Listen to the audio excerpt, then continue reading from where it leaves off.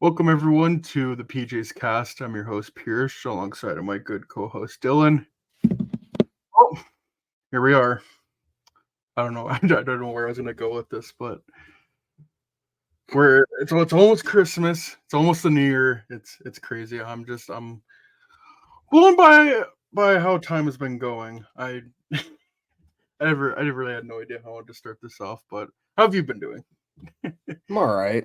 Been a roller coaster of a week, but we're doing all right. Holiday season, you know how it We're is. here. We're here. Yeah. Mm-hmm. Um. Where do you want to start off? How do you want to do this? Because Well, I we're mean, gonna we're gonna talk about the Blackhawks. I wrote in our notes like therapy session, so I'm just like talk however you want to talk, let it out. We're gonna discuss this together. We're having Scott Powers join the show on Monday, so that will give us, if not clarity, some peace of mind. But yeah, I feel we're gonna have kind of like a, a group therapy session here where we kind of let out how we're feeling about the Hawks right now because going into the season, I thought it was going to be a fun season, and I feel it's almost gone worst case scenario just with everything that's been happening off the ice. Nothing to do with the organization. Obviously, there's the Corey Perry stuff, and today we found out that Kevin Korchinski's dad passed away, which is just awful news. Sending my condolences to Kevin and his family. And there's so many injuries. Like I think there's a lot to be pessimistic about right now, but I also think there's some good things to talk about. So how are you feeling about the Blackhawks at this moment?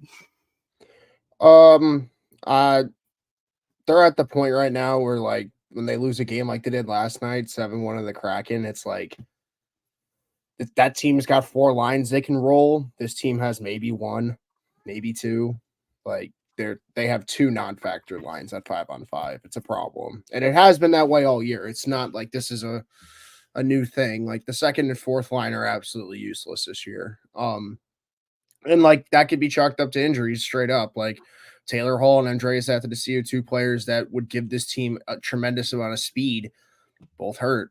I think Athanasiou's been out over a month now. Like it that's huge knocks to a team that already didn't have depth. Like losing Perry, he was a depth piece that was helping out with that scoring. Like there's just they don't have enough bodies right now, honestly. And like I know they don't want to call some people up from Rockford, but like they're getting to the point where like It Rockford's not doing happens. that well either. So if Doc's going to be losing, you might as well give him like a 5-game swing after Christmas or something up here because they can't score goals unless it's 98, which like we kind of knew was going to be the case, but like this has actually been the case for 3 weeks now. I think there's only been one game where that line wasn't the main contributor and they won that game. Obviously, I think that was or no, they lost that game in a shootout. Now that I think about it, so I mean, actually, that's a lie. On with the Blues game last week, they did win, and that was more depth scoring than That's anything. probably their most complete game they played all season. Oh, it was their best game of the year by far. I was glad I was able to go to that game, but That's cool. Yeah. I like they're so banged up there. They're missing their two best puck movers on the back end, and Yeah, that as much as clearly we is showing. rag, yeah, as much as we rag on Seth Jones, there's clearly a significant difference and not a good one. Well, he's not there. Nope.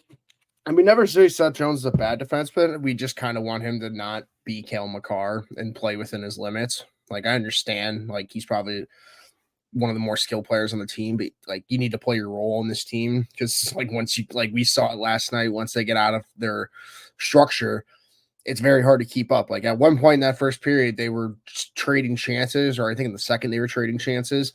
They can't play that style right now. They're hoping to play that style in a couple years. They can't do that right now, and that's fine. But I don't know, man. Like, I just don't want, like, we talked about it like 3 weeks ago, and it really hasn't changed. Like, the bad habits are building. I don't care what anyone says. I am watching it on the ice right now, and it's even with the best players. Like, there's defensive lacks with Bedard. Like, he's 18. I'm not going to cut him on that, but like, I don't He's want the this to least of be. our concerns right Yeah, now, but like, Bedard. that's not the point. The point is there are big. How does Dangle always put it? There's big boogers on the cake. You know what I mean? Like Hmm. there's bad shit developing on a really good product, and I don't like that. And there's not much you could do about it at this point. Like, I bet if Kyle Davidson wishes he could punt the season to June at this point, because there's no fucking reason to watch this team right now. I mean, he could, like, I'd like him to go trade for a forward, just so, we're not fucking fighting for 2 goals a game every game. But that's not going to happen. Like, it won't. Beauvillier was supposed to be the fix for that, and that dude's a ghost. So, like, I don't know. They're fucked right now. And the more I watch games like these, the more I look at Davidson and I say, this is your this is your make or break off season this off season. Like, I don't give a shit about the draft. You need to nail this free agency. Like, God forbid, do what Detroit did the last couple years. Just get a bunch of second and middle 6 forwards. That's all you need to fucking do. At least, like, put a pulse on the NHL roster, because now the kids are starting to come up and they have no effing help. And even if, like, everyone was healthy, they'd still be getting canned. Like, there wasn't enough help this year, and I get the approach. It's a 5-year rebuild, but guess what? Shit changes when you get the best player in the world. And I feel like we talked about this all off season. And, like, I bought into it for a little bit, but, like, you knew my thoughts immediately. As soon as they got Bedard, you should have went out and got someone really fucking good. Granted, Taylor Hall was pretty good, but this offseason, you have no excuse. Like, if Jake Gensel's on the open market, you better go offer him $9 million. Oh, that's an overpay. Dude, they have $45 million fucking dollars in cap space. And these owners are rich. This isn't a cheap organization. They can spend up to the fucking ceiling. I'm not saying spend up to the ceiling, like, all the way, but, like, you could spend 20 mil and it's not going to hurt anyone's pockets in that organization. And you have no excuse not to this offseason. You have seen what this kid's doing at 18 years old. You've seen the developments Korchinski and Vlasic have made. You've seen the steps your prospects are taking right now in their respective leagues. It's time to start building around it, not keep because this team's at its bare bones still. Like, we're still at ground zero right now. And I don't know. I just think this offseason, he's got no excuse. He has no excuse, especially because you cannot have another season of terrible fucking hockey like this. This isn't just bad hockey. Bad hockey was what the Hawks were doing the last 5 years.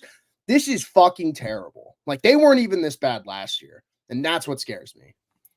Sorry, I'm done. No, I think that's the big thing for me. Like, last year was almost away in the perfect tank, obviously, with how everything worked out, but the give a shit o-meter was so much more higher last year than it was this year. I don't know what happened.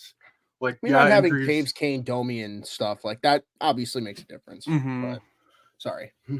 And you bring up, like, coming into the season, like, I don't think anyone ever expected this team to make the playoffs. But even at the beginning of the season, that first month of October, though, albeit a small sample size, I like what I saw. Like, even when they were losing, like, they were giving it their all, but it felt like as soon as we kind of reached halfway through November, they just kind of gave it up. Even that homestand they had where they beat the Blues and all that, like, took the Predators to the shootout. I was honestly even fine with that. If they can give that more often than not, I'm fine with that. But hell, even the Oiler game wasn't that bad. Yeah, the Oiler game, like, that happens. You're facing probably the hottest team in the league. Like, that, I get that, but there's no reason to lose 7-1 to Seattle. There's no reason to lose 7-3 to the Blue Jackets. There's no reason to lose 7-1 to the Coyotes. And we can go deeper than that. 5-1 of the Red Wings. Like, there's just some bad losses this year, and it's more bad than good.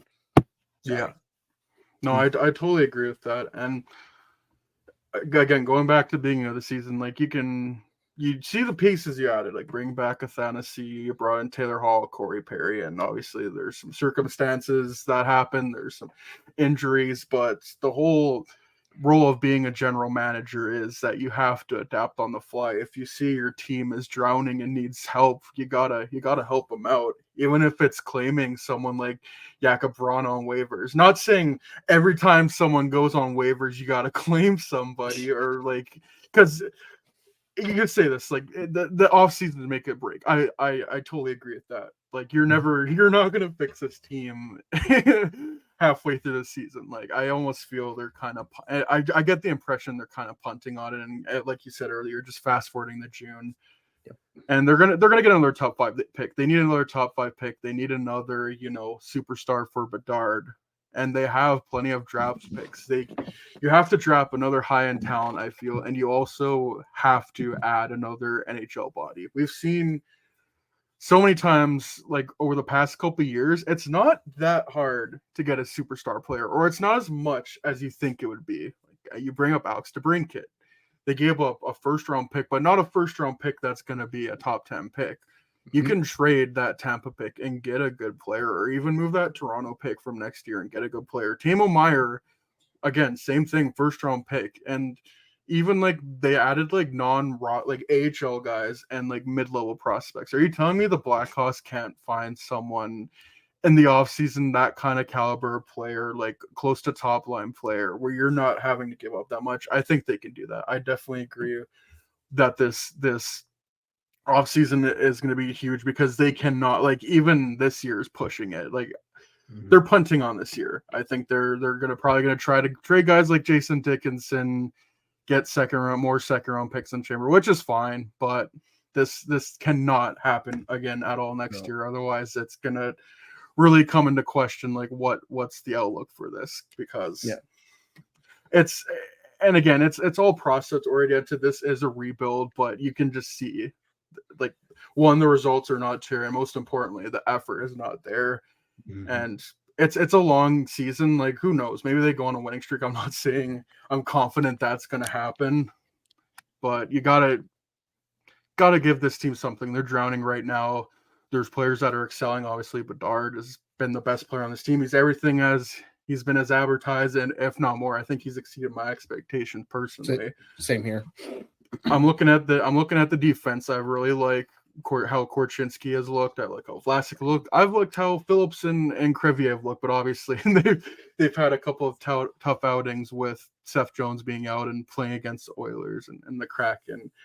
Peter Mrazek, and I think I said at the beginning of the year, if this team could get good goaltending, like, I think they could get a few more wins than last year. Peter Mrazek has held up his end of the bargain, but Arvid Soderblom, my patience is starting to run thin on him. He's looking real rough out there, and that's another thing where, if it's not working out, you gotta just find a goalie, any goalie.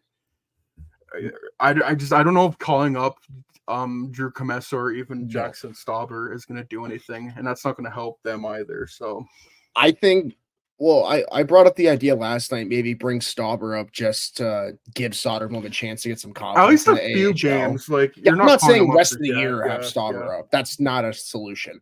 No. But, like, if you wait a while, and once everyone gets once Toronto's situation gets healthy, maybe you could snag. That's kind of what I was thinking. Them. Like, just get get a goalie that will eat minutes. Hell, Anaheim's not using Alex Stalock. We'll take him back in a heartbeat. I would love Alex Stalock back. Like, yeah, we need more good. I feel they need more good vibes in the locker room, and bringing back Alex Stalock would help that. It feels they did overall had good vibes last year in the locker room. Like, we talked about it when they beat the Blues in Stauber's first game and his first win. That was their Stanley Cup last year. It just overall seemed like there were more good vibes, but this year it feels it's a lot of mostly letdowns and disappointments. And again, not to say that there hasn't been some great points on this team. Like, haven't even brought up Jason Dickinson. I think Nick Foligno's been great, but Jason Dickinson has a career high in goals right now. It's freaking and he's well on pace to crush his career high points, and he's probably going to get traded at the deadline. They're probably going to get something pretty good for him, I think.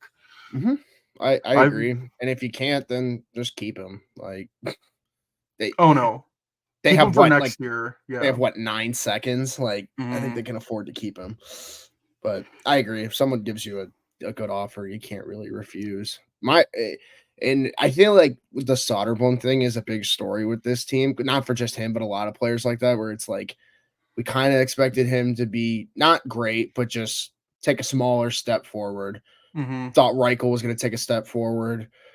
Some people thought Radish was going to take a step forward. I didn't think that. I feel there is a few like glaring weak links on this team, and I think Taylor Radish is the biggest one. I want him off the team so bad, dude. Like, what do you bring to the table? Honestly, you're a goal scorer and you have 5 goals. Tyler Johnson's outscoring you, bud. Figure it out. Like, I have no patience for that anymore. I never liked his game to begin with. And when you're not scoring, you're not doing anything. Like, I tell my dad this every game we watch. Looks like Tarzan, plays like Jane. Like, holy smokes, this guy is 6'4", and you look at the last like year and a half he had with the Hawks. Like, he got all of his goals in the net front, going to fetch pucks when Kane would throw him to the net and shit. He's not doing that this year. He just doesn't look like he wants to battle. And sorry like if he you cares, want to. yeah. Like, I feel like you said it best a couple weeks ago. Some of these guys would not have a job if they were not on this team. At least play like it. Jeez, like, Play like your job is on the line. That's what it felt like last year. you. Like, everyone had a chip on their shoulder. This year does not feel like it. No, everyone's a little too comfy for a terrible team. Way honestly. too cozy. Yeah. Except for 98. 98's fucking pissed off as the dude. fans. When he does every shift he doesn't score, he's smashing his stick over the board. Dude, we're at the Capitals game and he misses a shot over the net and just fucking, I can see him roll his eyes, and I'm just like, it's relaxed, dude. You got two assists. I like it, but I don't want to see him smash his stick over the board. But, like, you know what I mean. I love his competitiveness and his drive. He wants to score every shift he's out there. He wants to set up. He thinks he should, every time and he's out there. Probably and should. He should, and he can, because he's that good. He can. That's the better way of putting it. But, like, Bedard's the least of my worries. But, like, it's Reichel looking really poor. Like, I think he needs a reset in Rockford. He needs to go. Like, what else can you do? They've done everything. I can't even fault the coaching stuff. I can't fault Luke Richardson. Richardson's giving him every chance. Yeah. And we can poke holes in Luke Richardson and what he's done, but he's given Reichel every chance to succeed. What else can he do? You put him up with Bedard, that didn't work. You put him on the fourth line, that didn't work. Scratched him, that didn't work. The only point now is you gotta send him back to Rockford, and I still think he figures it out. I was pretty low on Philip Kurashev. Like, the past couple of years, I was kind of like, what is your role? What are you doing? Kurashev has been another bright spot this year. This is his breakout season, I think. Sorry. With Reichel, there's too much skill. There's too much of a track record already. Like, right now, it's hard to see a future with just how poor he's playing. He's so timid. He doesn't want to make any You know what it reminds me of? It reminds me of Nick Schmaltz. It really does.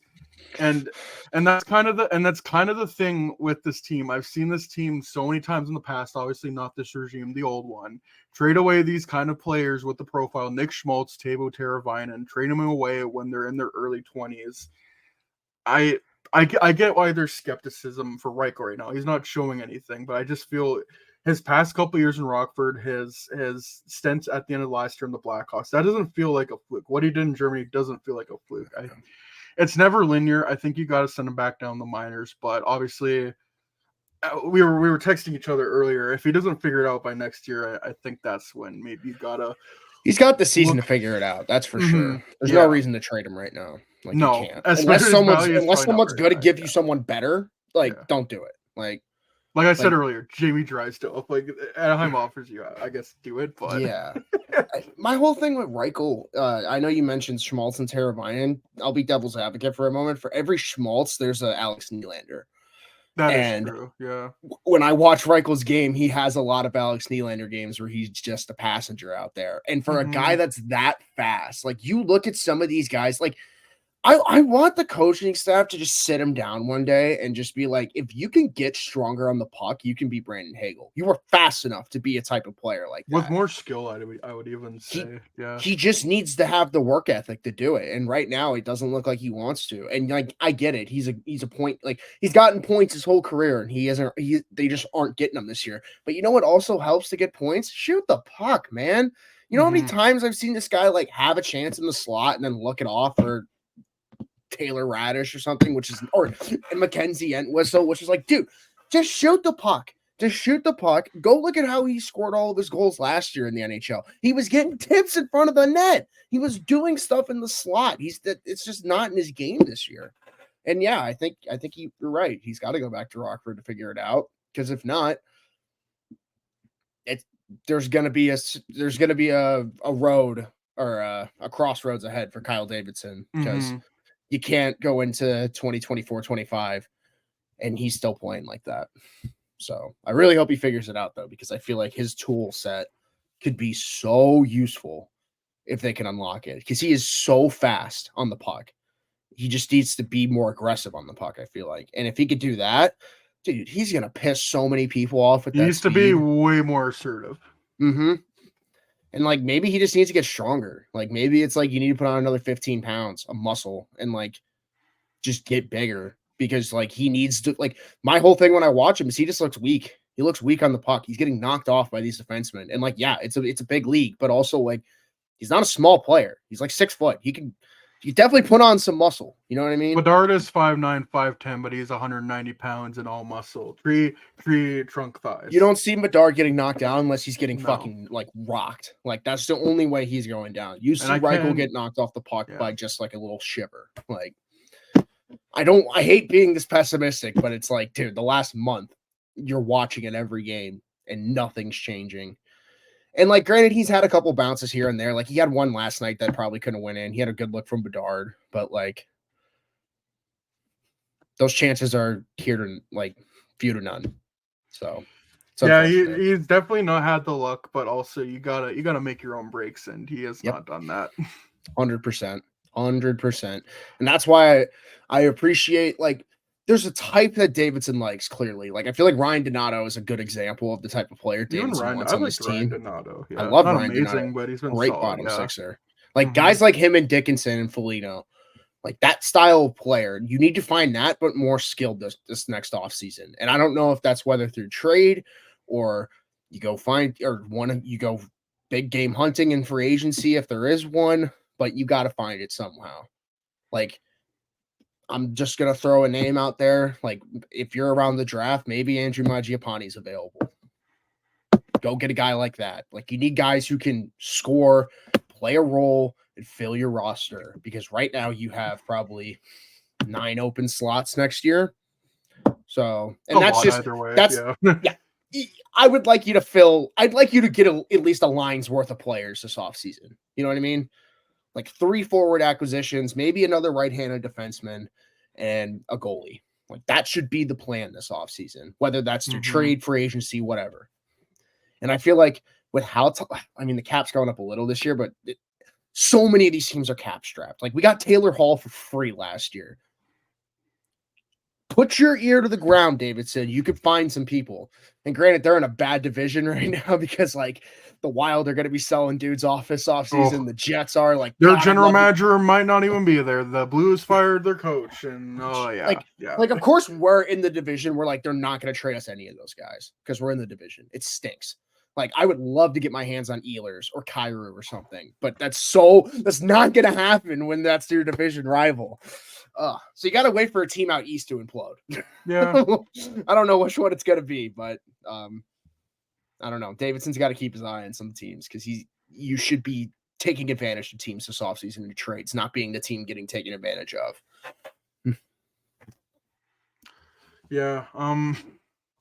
Kind of to wrap up the thing on Reichel. Yeah, I'm still quite optimistic for Reichel. I think and I understand. Like I see everyone being like, "Oh, Reichel, it's over. He's washed," and I get it. He hasn't shown anything pretty much the past month and a bit since the start of November. But I feel for me there's too much of a track record there. I think he's gonna figure it out. I think he's gonna be a top 6 guy, but there's also a reality where maybe he doesn't quite hit that, or maybe isn't a regular NHL player at all, where he is an Alex Nylander. That's sometimes the rough reality. All these guys you draft high and think highly of, they're not all going to pan out. Maybe Lucas Reichel is that, but I'm holding out hope that he can figure it out. And I want to throw one more note in here on Reichel, and I don't know if this is fair to him, but this is kind of how a lot of sports teams operate. He wasn't a Kyle Davidson draft pick, so like if it gets to the point, Davidson's going to want to keep his guys. Like you see this in every league. Kyle Davidson got rid of Kirby Dach. He did not care at all. I agree. Like he probably views guys like Nazar and more highly than Lucas Reichel. That's definitely a thing. And I feel like speaking of Frank Nazar, this next spring is huge for him. I mean, speaking of getting additions, we might have him by the end of the year. That's what I'm saying. Like, you can get him for 9 games. That'd be nice. And then you could decide, like, if he balls out of camp, like, there's no reason to not put him on the team. That gives the team immediately more depth. He could play center, wing, do both, play with Bedard or play on the second line. Like, that's kind of where they're at right now. Like you have the Bedard line. Now you need to solidify your second line because your second line currently is your worst line on the team. Like they get hemmed every night. And I just don't want I'd like them to have a good second line next year. That's because that helps Bedard so much. If have they do. two goal scoring lines and not that second line having to be Nick Foligno and Jason Dickinson on like a very good roster. Those guys are third liners. Yeah, like the bottom six, if it's the Dickinson line and then some crappy fourth line, that's great. I don't care. Hawks were like that for 8 years. Like after the cup years, that was kind of how their team was built. So I don't really care if it's like that, but it better not be like, oh, the Bedard line's really fucking good, and then the next 3 lines are AHL players. Like it cannot be that again. It really cannot.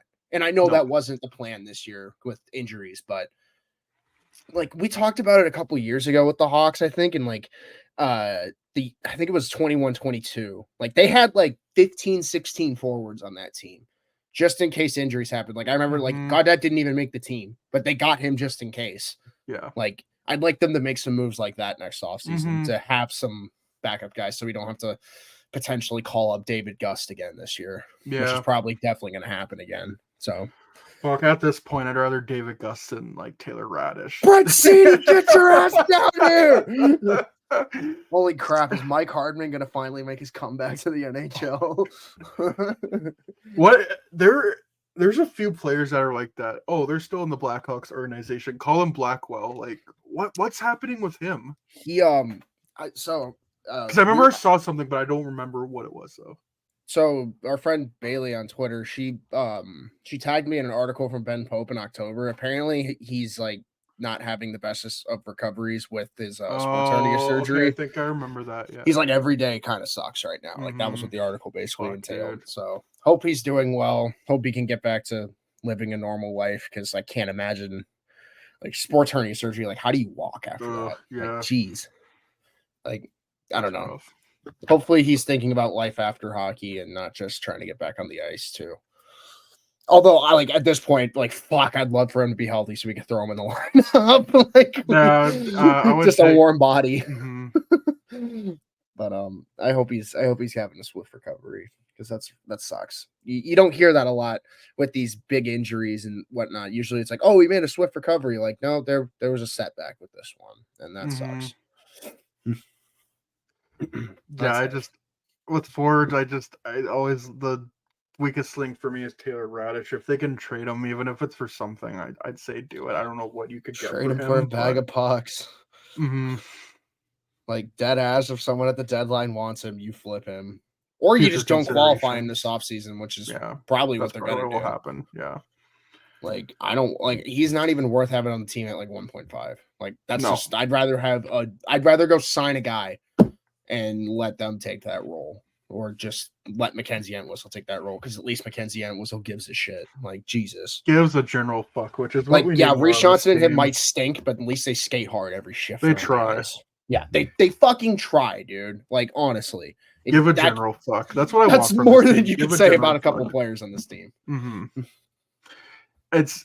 Even calling up Joey Anderson from Rockford, I feel they got to do like not where they're calling everyone up, but you're kind of cycling guys. Like you're gonna send down Reichel, but maybe someone like Colton Dach gets a chance. Someone else in Rockford, just to get guys who were hungry and want to perform and show off that they're meant to be on the NHL rosters. I honestly think I was gonna say like if they send Rockford or they send Reichel down to Rockford. Might as well just swap him with Doc and go skill player for skill player. I know, like usually they don't like to send down a grinder to bring up a skill player, but if you want to give Doc a quick look, like that'd be a good time to send Reichel down. And then it doesn't really affect the offense in Rockford too much. We'll see though. Like I don't think anything really big is gonna change till after Christmas. Oh no! I wouldn't even say up until after the All-Star break. That's probably more accurate. You're right. And and the thing for me is I see guys like Sam Lafferty getting. Sam Lafferty was traded last year. He's doing amazing in Vancouver. I just look at Jason Dickinson. If you can't get what you want, if you can't get a second from, like, does trading him for a third or a fourth make sense? Just keep him at that point. You can't just keep trading all the players off your roster. Again, if you get something of quality, absolutely trade Dickinson if a team Like if goes you trade crazy. Morgan Frost for Jason Dickinson, I'm not gonna knock you for that. Yeah. Like that's not gonna happen. Unless Torts is stupid, but I don't think Danny Briere's stupid, so that's not gonna happen. I wonder how pissed Danny Briere's about that, because like Torts doesn't like Farabee or Frost, and they're winning games. That's hilarious to me. We'll talk about that later, but I'm talking about players they could target. There's two right there. I'd love for them to target Morgan Frost, dude. Like they don't even play the guy. Like he would be instantly in the top 6 on this team. Probably playing with Bedard. Dude, 100%. Put him on the right wing. Top power play. Like he'd get 15 minutes a game instantly. I don't know what that says about our team. Do with that what you will. Honestly, I've liked Kurashev with Bedard. Like he's hanging in there with Bedard. Like clearly there's some chemistry there. Yeah. Beauvillier, I don't know. Like I've seen glimpses of him where he's like he's got good speed, but then there's just times where I don't notice. I don't really know. I think it's still only a few games in. Yeah, but I think he's kind of put in an unfair position where he was traded in mid-season and not a great time with that organization. That I think it's probably tough for him to adjust. So I'm not gonna like go hard on him, but yeah. To wrap up the forward core, Jason Dickinson. If you can't get anything good for him, just at the deadline, just keep him. You got to keep bodies. You can't just keep stripping it bare every single season. At some point, you got to start building things up, and that's kind of our whole point here. Is that this team is like last year it was fine with tanking, but this year it's not working. Davidson's got to make some adjustments again. You're never going to be able to fix this team over like mid-season. Like that's an off-season thing. That's what you do at the draft. That's what you do in free agency. And I'm trying to be optimistic here. I think Kyle Davidson does know that, but right now it's that time of the year where it's December, it's January. It's hard to kind of be excited for anything with the trade deadline even being still a couple months away and the draft like 6 months away. So yeah, it's like a lot could change in 6 months. They could have Macklin celebrating in 6 months, and we're talking about like them in the Nylander sweepstakes or some shit like that. There's a world where that happens. There's also a world where this team's picking like, I don't know, 6th, and they don't make a lot of moves this offseason. Very different reactions in both worlds. Like I would like to meet somewhere in the middle, but there has to be at least some direction. I feel like this offseason, like you don't have to do direction now. Like this season kind of is, like you said, it's like the worst hand you could have been dealt. Like, yeah, and I honestly, with all the offside ice stuff, like the Blackhawks have done a good job. So I think there's a lot of positive, not just from on ice stuff, but off ice stuff. But on ice, it's pretty bleak right now. It's tough. It really is. Oh yeah. Oh my. It's all right though. And forwards, I think we've touched on enough. Defense, they need Seth Jones back. They really do. Just to help stabilize things and not it being horrible and putrid. Like just to make it. They need Korchinski back to help move the puck too. Honestly, they're missing Tenorti from a physicality factor. Like they're missing 3 defensemen for 3 very different reasons. And my opinion. Yeah, Zaitsev, Cooley had that 2-assist game. He has not been great. Connor Murphy, it really sucks to see. It sucks to see it, but he's kind of entering his Brent Seabrook arc where I think all that hard mileage is catching up to him. I don't think it's a bad season. I think he's kind of just starting to decline. Which can we bench Sherrod team with him? Like, please. There has to be at least a couple. Some hockey dude out there wants to give a first. Yeah. Like, come on! I know some hockey man out there wants to give a first. You search your feelings. You know it to be true. Come on, if the Canucks keep Connor Murphy. You want Connor Murphy for an unprotected first. Insert unnamed team here. You're not telling me if the Canucks keep this up, what they're doing right now, they won't trade for another Zadorov Murphy makes the comeback of a century. Holy shit, let's go. I was thinking more Toronto because they have that works too. That works too. Yeah. dude, just send him to some team so they can be mad that they got a bad defenseman and we can laugh. Like, I want to laugh. I want to laugh at the deadline this year, Davidson. Make a move that makes me laugh at the team that made a move with us. You know what? I think I'm calling it. I think Connor Murphy is going to be this year's Ron Hainsey, where he's not a good defenseman, but a defenseman that just has never gotten a chance to be on a good team gets to go on a deep playoff run and maybe even win the cup. Well, I think he's got 3 more years on this, or 2 more years on his deal. I think it's 2 more years, yeah. So some teams it'd be like the McCabe thing, and I don't think he wants to use a retention slot. He might, but if they get enough back, yeah, absolutely. Yeah, like if you can get a first, I'd probably retain. Oh, 100%, yeah. Like, because then you're getting Murphy at 2.2, which like I feel like is a lot better than 4.4. Oh, yeah. Especially if you're a contender.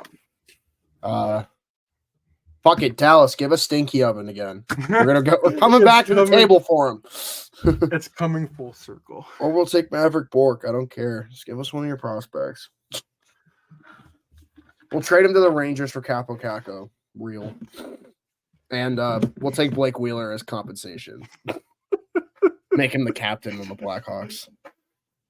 Oh my goodness. Sorry, these are the moves Kyle Davidson would make if he was on DMT. My bad. You ever take DMT? you ever smoked off the back of a toe before, Baylor? Watch this. I don't know why, but I'm thinking I did that in Alex Jones' voice, even though that's a Joe Rogan thing. But I feel that they discussed. Oh, it's the same thing. Yeah, they're the same. They're the same guy. Yeah, that's the yin to his yang, bro. Like, come on. Do you remember?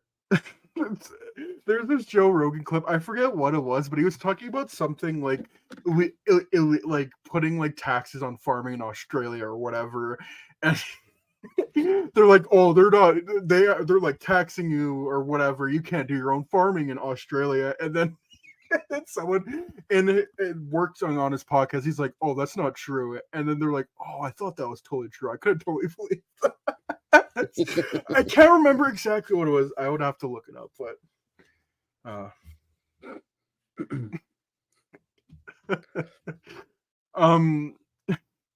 wrap everything up, like and the goalies too. Peter Mrazek, he's been good enough. Like, you can keep him on the team next year. And maybe just sign another guy in free agency who can platoon with him. That'd be a good plan, honestly.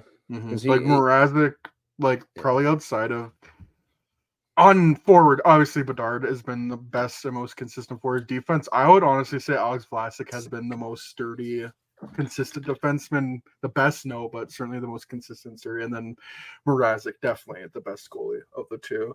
He can definitely hold his own. 100%. Yeah, that's, I don't know. Do you have any closing thoughts? I think there's a lot to be down on this team, and I totally get it. But they string together 3 wins in a row for the first time this year? That's all I ask. It's not. We're gonna find out. They did 2. They could do 3. They're so close. It's like it's like cheering for. I'm not gonna say it. All right. I mean, come on. I don't think this team is much better than the Sharks, but they're better than the Sharks. The Sharks went on a giant winning streak. Are you telling me the Blackhawks can't go on like a 5-game winning streak soon? I hope so. Just to get the vibes up. I think they let's have Bedard go on one of those streaks where he gets like 10 points in 4 games again. That'll probably help. I mean, if they're on the road, then absolutely. Because his home, they can't do it at home, bro. God damn it. His home and away splits are crazy. It's funny. Dude, it's so funny too. Like, and his away split, like his away point streak, is still going. By the way, because because he had an assist yesterday, didn't he? No, right? No, then his point streak was broken. Fuck. Yeah, because I don't think he got a point yesterday. No, there's not even a consolation prize to draw from that. Okay, well, never mind. Yeah. Yeah, I fell asleep after the first intermission, which is a good thing. So, but no, Connor Bedard, good. I give us a winning streak. We'll be happy. Just get the vibes up. Let's get Soderblom a win against someone that's not the Leafs. That's not the Leafs. I mean, as much as I love playing Toronto, we only play them twice a year, so gonna have to figure it out. That's so funny. Like, he does not have many career, like a giant majority of his career wins are against the Leafs. Mm-hmm. All right, so we're back, and we got to trade the San Jose Sharks got Jad Stanika, and the Canucks got I don't know how to say his name, and they also got a draft pick. Let me get my What we pillow. thinking? Let me get my pillow so I can go to sleep because this is a nothing trade. Like, I guess it's Vancouver getting rid of a contract. Or no, they didn't even get rid of a contract. They got a minor leaguer. So Yeah, I don't know. Nick Sishik? I don't know how to say it. It's Sick, and then they got a 6th round pick. Yeah, like I mean, good for the Sharks, I guess. I don't know. Like Jack Studnicka, I'm pretty sure was in the AHL this year. I don't think he was on the Canucks. So yeah, I thought it'd be funny. It's literally I don't know. He's no Sam Lafferty. He's got 1 point in 5 games. No. Matt, I don't get what the Leafs were doing. They hold on to Reeves now. He's out for a long time when they could have had Sam Lafferty. They had the most Leafs game. Yeah, they all hated Sam Lafferty too. They don't deserve him. Did they hate Sam Lafferty? All the fucking Leaf fans I talked to were like, "Oh, Hawks fans overhyped Sam Lafferty." It's like because he was good. Or maybe your team didn't know how to use them. Expecting him to be anything other than that, that's on you. And now he's or great. Maybe your stupid team doesn't know how to use him and appreciate. Maybe your nerd coach doesn't know how to put him in the right spot. How about that? Maybe your even the Canucks can figure that out. Yeah. I love how once the nerd GM left, they got rid of him. Even though like this is such a not whatever. Leafs suck. Blow Leafs blow. Jack Studnicka has 16 points in 90 games. Over the course of 5 seasons. So congrats, Sharks fans. Maybe he'll get 2 goals for you. He's no Ryan Carpenter. God, Ryan Carpenter with Jan Ruda manning the blue line. Hell yeah, dude. They got the best former Blackhawks. Best money can buy. And Anthony Duclair, don't forget that. I'd love Duclair on the Hawks, dude. Come on. Bring him home. Oh, forgot our fans are fucking racist and you'll never come back. Great. There are holes. And Joe Quenneville put him in the dog. Sorry, I need to make a point that fucking Quenneville put him in the doghouse in Chicago, and then when he went to Florida, he fucking loved him and put him in the top 6. Like, awesome. Sorry, continue. Yeah, there's like a few guys on the Sharks that be like, what if the Blackhawks had them? They'd be better if they had one of Blackwood or I think Kakinen is the other goalie. Like if we had Alex Barabanov, our top 6 would be better. Dead ass. Actually, Alex Barabanov. Apparently, I remember. do you remember that? No, because I think it must have been Sheet Liga 21. We were creating because it would have been the shortened 2021 year. And there was so much hype about the Leafs signing Barabanov. And when Jacob was creating the rosters, he put in Alex Barabanov instead of Barabanov. Barabanov. Yeah. So that's where that legend was born. Let's go. Well, we talked about the Blackhawks for long enough. How about we go to another Central Division team that's in a little bit of a they're a little down bad right now. They fired their head coach, Craig Berube, and then Jordan Kyrou said I forget what he said word for word, but he said, I have no comments on my former coach right now. And Blues fans took that upon themselves to boo him the next game, and then he was crying in his press conference after the game. I don't know how you take that and we're like, yeah, let's boo him. Like, what? I don't get that. Like, they were probably thinking, oh, they had a bad relationship. They were running the locker room. They got Craig Berube fired. But in reality, it's probably a young guy maybe figuring out, like, probably doesn't have the right words. I don't know. But what do you think about it? The Blues are in the worst / best spot you can be in. And if you're not a fan of the Blues, they're in the best spot they can be in. If you're a Blues fan, they're in the worst spot they can be in. Perpetual mediocrity. It's everyone's favorite. They have so many contracts locked up for so long. They did nothing to assess the backup goalie position this year. I don't care if they thought who even is their backup goalie. I think it's like Joel Hofer or something like that. Or that's it's Hofer. I know that's the backup's name. And he's not good. And I don't know what made them think he was like. I guess he's like their solder one, maybe where it's like, oh, he's probably good in the Yeah, AHL. that's kind of what I was thinking. Yeah, but hasn't worked. 23 years old. Yeah, so yeah, same kind of thing, same kind of deal. And I think it's funny that they fired Berube off a 3-game losing streak. Like usually it's because they're losing like a bunch, and this team is still 500. Like I guess they're looking They at the beat Wild and the Senators Oilers, last night. but I don't know, man. Like what is the Blues end game here? I guess it could be for a Stanley Cup, but like they're never going to, because like Colorado and Vegas and the Oilers would like lap them every time, or in the Stars for that matter. Like I guess this fixes it. I really thought they were going to go hire Dean Evison immediately and just be like, fuck it, let's go. So they might still, because I think the guy that they is just the assistant coach, so maybe they still do, or maybe they get Jay Woodcroft. I don't know. There's a couple of decent names out there. Yeah, there Jeremy Colleton. Like, there's so many good options. He's too busy playing with or coaching Vancouver's affiliate. Yeah, that's why they got rid of Studnicka, because Colleton didn't like him in Abbotsford. Duh. I don't think Call Delia is still there, but I remember he was with wonder where Wyatt Kalynuk is. I'm pretty sure. I think Delia is with Winnipeg. Kalynuk might still be with the Abbotsford Canucks. Let's look that up, because that's what's I'm gonna look up Wyatt Kalynuk. Hold on. Wyatt Kalynuk is he on the Blues? Shut up. No, he's not. No, he isn't. He is a Blue. That's crazy. I didn't even know that. He's played 5 games this year. Okay. What's the Blues? Yeah, with the Blues. His first NHL hockey since 21-22 with the Blackhawks, where he played 5 games. Wait, what? Hold on. No, he hasn't played this year. He's been in the AHL. What the fuck? Okay, that makes sense. I don't remember. I feel like I would have known even that.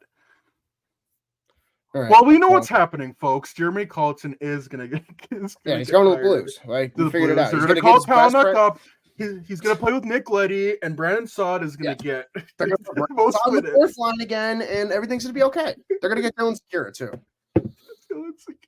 They're gonna get Victor Edsel from Sweden. They're gonna get all the bad Blackhawks. They're gonna get David Kapp from the Leafs. Go get frickin' Vinny Hinostroza. He's on waivers. They're gonna claim him tomorrow. It starts today. They're gonna go get Ryan Carpenter. Like they're gonna go get all of his guys, dude. Let's go. Awesome. Get excited, Blues Nation. God, I hate this team. I'm so glad they suck. The Blues are just gonna be the 2018. Dude, they're the new Wild. They suck, but they don't suck enough to get a top 5 pick. Like that, it's perfect. Because, like, yeah, if they got Celebrini, that'd be really annoying. But they don't suck enough to get Celebrini. Period. No. They're gonna be like pick 11 and pick like Michael Hage. Congratulations, you stink. I don't know anything about the draft this year, but I'm gonna go off that he's not great. He's not worth. He's like Walmart Dalibor Dvorsky. Dalibor Dvorsky has been good from what I've seen. Shocker, who liked Dalibor Dvorsky last year in the draft? Oh, wait, that was me. Surely a certain team in the desert didn't. Oh God, guys, he's so good. But hey, their star prospect is 6'9". He grew 4 inches. Guys, he's so good. He grew 4 inches. Yeah, how's his play on the ice? He grew 4 inches, guys. You didn't hear him the first time. I mean, I grew 4 inches, but I'm not talking about my height. You don't hear me bragging about it. Am I right? Am I right, fellas? Like, oh my God. I'm so glad our division's the division that does this. It's great. That's another thing I feel we don't talk about enough. I don't think who scares you in the Central, like not just right now, but yeah, Dallas is the one team that scares me because they consistently do a good job. And Colorado. Yeah, Colorado too. That's it. But other than yeah. I guess Winnipeg this year looks good, but that's 2 spots only. There's 3 spots to get into a playoff spot, 3 divisional spots. Blackhawks, definitely not next year, probably within the next few years. The Blackhawks 2025, they should be fighting for one of those spots. No excuses, in my opinion. Not this next season, the next one after 25-26. Yeah. That makes sense. But last year, Bedard's first contract. Year 3, they should be competing for a playoff. Hey, because guess what? That's what. Not again. I don't want to set timelines or like. That's when Sidney Crosby won the Stanley Cup. So figure it out. I was gonna say that's when the Blackhawks No, it'd have been the second year actually of Tays and Kane's contract where they went to the conference final against the Red Wings. But hey, we'll push it. We'll give them more leniency. We'll make it the third year. They're in a of Bedar's completely different contract. situation than like Oh, they got yeah, Taves and Kane yeah. at the end of accumulating all their Oh, yeah, guys. that's yeah. This is like the opposite. Like Bedard's here, like the Ferrari. He's the first wave. Yeah, like Keith and Seabrook were already prospect or like Buffalo 5 years was already a prospect. Yeah. They drafted Jalmerson that year. Crawford was already in the system. Like they already had two guys. They were the most cherry, like they were the cherry on top. The best cherry on Hell top. of a cherry, and like they could get another really good one this year. Like whether it's number 1 pick with Celebrini, they're picking 2 through 4. That defenseman from Michigan's really starting to get some traction. Like he's from Belarus, isn't he? Yeah, is he right-handed or left-handed? Right-handed. His 6'2" right-handed defenseman, and he can play offense. He can score goals. Oh, he's really good. Like if they have picked 2 through 4, I'd consider it. If they don't like Demidov or Yzerman, or they think they're like Yzerman's too one-dimensional or something, go take Levchinov and just say Korchinski, Levchinov's gonna be our top pair for the next decade. And then like next year's a heavy forward class, so if they have like a top 10 pick, go take a forward. Then you could take a forward with the Tampa pick, or you could just take the approach of going to buy forwards in free agency. Like that's if they have pick 2 through 4. I think that's up for consideration. But if they have pick 1, like you take Celebrini. All the great teams that win Stanley Cups and have sustained success, they not only have 1 cornerstone, they have 2 cornerstones. Like the Blackhawks had Taves and Kane, Capitals, Ovechkin, Backstrom, Penguins, Crosby, Malkin, Tampa Bay Blues, Braden Shen, Kevin Hayes, Jaden Schwartz. Like just great cornerstones down the middle. That's still no, but like you're right. It's like Kucherov and Stamkos and all them. Like I think the Lightning have like the Avs are like changing it because they have like 5. Like the Devils are built like that too now, and I think that's what the Hawks want to be. Who would have thought more skilled players on like even the Blackhawks of old? Like it wasn't just like Hayden and Taves were the main faces, but you still had Duncan Keith, Renzi, bro. All those Cup teams they had a third line that was insane too. Including Sharp being on the third line and the third one. So that should tell you how deep they were on that one. But that's what I want. I want them to get back to that depth, and I feel like they should start accumulating that depth this offseason. I don't know how we got back to the Blackhawks. Oh yeah, because no one gives a shit about the fucking Blues. No, I remember now. Sorry, we have like 2 Blues fans who listen to this show. Like, I don't know why you do that. I don't know. I'm just like, if we do, like, that sucks for you. I don't know what you expected. Like, no, I just found that interesting. I'm like, oh, they're turning on each other. Good. We'll sit there and watch with popcorn. Yeah, but like booing your best player is not, or I guess he's not been good this year, but like you just gave the dude an 8-year deal. Probably wouldn't be booing him year 1. That's just me though. I mean, I guess can't talk. We booed Seth Jones year 1, but I think that's different circumstance. Like Jordan Kyrou has had a 70-point season for your team already. 80-point season of that matter. I don't know. I feel that wasn't even figure it out. I almost feel with the Seth Jones thing, that was almost not. I think some obviously that was booing towards the GM. That's what I was. Yeah, exactly. That was towards the GM being like, why did you just fuck up all this shit that they did right the last year? But whatever. Like, there's another timeline where they have all these players. They don't have Bedard, but they have the whole team they had 3 years ago with Dougie Hamilton. Yeah. Like, I'm telling you, there is a world where they have Dougie Hamilton and they're fine. But it's a different timeline. So yeah. Different universe. This is the one we live in, and Seth Jones stinks. So he doesn't. If you really want, we could go back to 2018 and the balls go their way. Rasmus Dahlin is a Chicago Blackhawk. Or they could just get Calvin DeHaan in 2018 and not trade for him for Gustav Forsling. Yeah. Then you keep Gustav Forsling, who ends up becoming good. There's a lot of what ifs you could play with the Hawks. Let's just put it that way. Oh, easily. I just feel like the biggest one is like the fact that I just can't get over it. Like, I don't need to live in the past, but like Dougie Hamilton clearly stated when he signed with the Devils, no one else was offering contracts. No one. There were 2 teams that were looking to spend big money on defense that year. It was us and the Devils. And what do the Hawks do? Let's not do the way it doesn't cost us any assets. Let's just unload Bowman's the farm. Asset management is hilarious to me, and not in a good way. Like that dude, I don't think he ever understood value. until some team gave him a free player for nothing, like Anthony Duclair. I mean, he clearly knew talent, but in terms of how he got that talent, not great. And like he just got lucky sometimes. Whatever. We're not living in the past. Whatever. What's the next topic?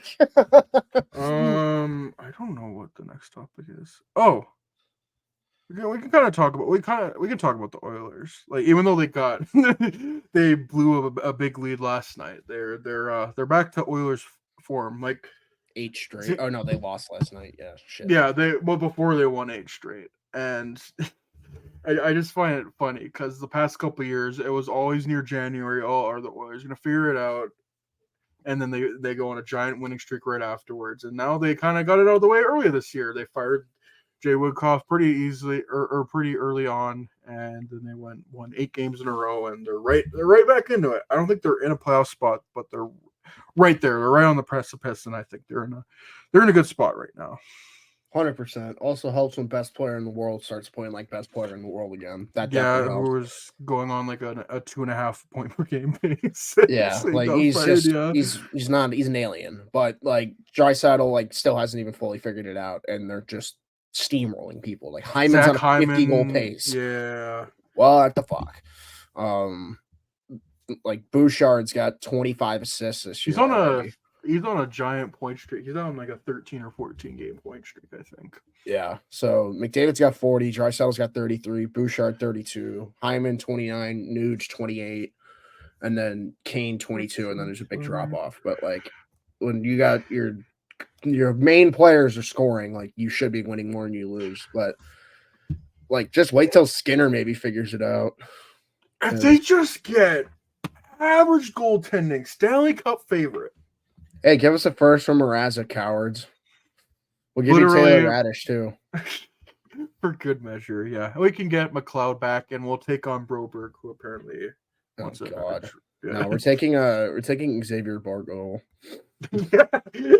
It's all come full circle, baby. Hell yeah. Yeah. I think I heard McDavid was outside of the top 50 in point scoring. Now he's number 4. Something crazy like that. Like he's made a big jump. Yeah, and shout out McDavid because now my team's winning in fantasy again. Let's go! Because McDavid's is carrying now. That's what really matters. You're not the Oilers. No, fuck the Oilers. My fantasy team's winning games now, guys. Come on. We're so figure it out. Like, no, but the Oilers are going to be fine. They just, like, hopefully they keep winning, and this wasn't just a flash in the pan. That's what scares me. Because, like, I think we saw this with, like, Sheldon Keefe out the chute. Like, yeah, you had a great start, and then it just kind of – you plateau at a point, and I want to know where this team's going to plateau. Every team gets the new head coach bump. Even the Blackhawks got it when Derek King came in, where they won a few games in a row, and then afterwards, like, oh, we still have half the season to go. We're not that great. What do we do now? Because it's always a kick in the ass for the players. It's like, oh, we got to actually try here. Guys, we have to actually give a shit. We have to do our jobs. Like, people are getting fired now. And not that I ever think, like, I don't think firing the coach had anything to do, but it definitely gave them a nice kick in the ass. Yeah, definitely gave him a kick in the ass. That's for sure. As red form, I would say. And you just kind of got to hope that Ken Holland doesn't do anything stupid before he gets fired in the offseason. Because I still think you need to get rid of him, but that's just me. Like, I think I brought this up last podcast, but the I don't think it's an argument, but like some teams think that it's his last year. We don't want to fire him or anything. Like, if you know he's not going to be here beyond the year, get rid of him and get the new guy again. Get him acclimated. Get him making moves that'll make this team better. That must mean they don't know who the new guy is yet. Like, what is Ken Holland gonna do to make this team better? Is my he's gonna trade their first for someone that's not good. Connor Murphy. Dude, yes, let's go. Get excited. I think there is a trade to be. Jason Dickinson, I feel, would be a great fit with the Oilers. There's like 10 teams Jason Dickinson would fit. Jason Dickinson would fit in on any contending team right now. I could see a world where Jason Dickinson's a Vegas Golden Knight on their fourth line. I don't even think they need him, but like a Hurricane. So good, man. Yeah. Like he's one of those players where like if the team's got a little bit of money, it's like he is making like almost 3 mil. So like I guess Yeah, they I could think he's 2.6, and if they retain, yeah, any team could take that 1.3 on. like Yeah. could be worth it. We'll see though. Like I said, the offer's got to be damn good, I think, because this is a guy who wants to be here. And I feel like we have this conversation like every year, 4 years in a fucking row at the deadline. But it's like, oh, this guy, if you want, this guy actually likes being here, extend him. Nope, ship him out. Ship him out. Yeah. Get that And it's not as second if he's 2026 or whatever. Jesus. and it's not as if he's 30, like 35 right now. It's not he's Nick Foligno age. He's 28, 29. You could sign him to a 2-3 year contract. Swear to Have him God, we stay just here. had this talk with Max Domi last Yeah. year. Like, it's a fucking evergreen statement with this team. Like you said, just keep some guys at some point, Yeah. guys. But I feel especially this year, Yes. because last year was their lowest point. I get them moving on from Domi, but at this point you gotta keep a couple guys at least. Yeah. And like, I don't know. I'm done talking about Yeah, we're going around in circles here a little Every bit with time. that. But Connor McDavid has 40 points in 25 games. Can you guess what decent. his career points right now is? 884 because I looked it up 2 days ago. Well, you're wrong. He's at 890 right now. He is at 890 right now. He has 57 games remaining in the season. Do you think he hits 1,000 points? No, but he's gonna get really close to where we're gonna talk about it for the last. It's definitely going to be a talking point. Whether he hits it, hell yeah, it's already a talking point. Yeah, this guy scored like because- when he's on his A game, he scores at will, like genuinely. he had 153 points last year in 82 games. So Decent. yeah, it's all right. Ho hum. Yeah, think he's So- he might be good at hockey. I'm not sure though. Gotta check my sources with that. Check the graphs. Oh, those are all good too. Okay, well maybe he's good. I don't know. But no, Bedard isn't good because his He can't size play percentage. God, we really just got rid of Kane to get another Kane. If he's not going to play defense, we got to deal with those same arguments again. Genuinely, but also like no. Crosby didn't play fucking defense till like year 5. So who gives look a at shit? look at Crosby now. McDavid's also like got amazing defensive analytics this year, which is crazy. Like, No, McDavid I really think Bedard's gonna be a guy. Maybe not a Selke winner, but he's gonna be in the convo later in his career. dude, I don't give a shit. Bedard's gonna be like, from what I've seen from this kid, I don't know if he doesn't 50 goals he's scored. 50, dude, he's gonna be 50 and 50 every fucking year once he's good. Like I can care less about defense at that point. Get you know what I say to that? Go trade for like Philip Deneau and go get someone who can fucking play defense. Yeah. How about that? Like, you should just trade for that whole Kings line and get Trevor give me Moore too. Deneau, Trevor Moore, and Victor Arvidsson. Let's fucking go, baby. There's our second line.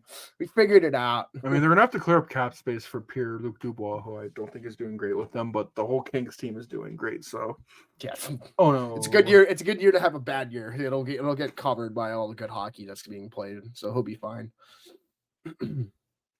Yeah, I don't know. Like, in order to hit 1,000 points, he'll have to hit 150 this year. I don't think he does it, but it's gonna be awfully close. Like, he'll probably be at 990. Yeah, that's what I was thinking, like 990, 985-ish, maybe. Because he also missed some time this year, too, which sucks. Like 2 games. Oh, I guess that's right, huh? Yeah. Yeah, so you got to, discredit 6 points for those 2 games, probably. Yeah. Like, he's such a fucking Well, he video could probably game make character. up for those points if we're being honest. Like, he missed 2 games.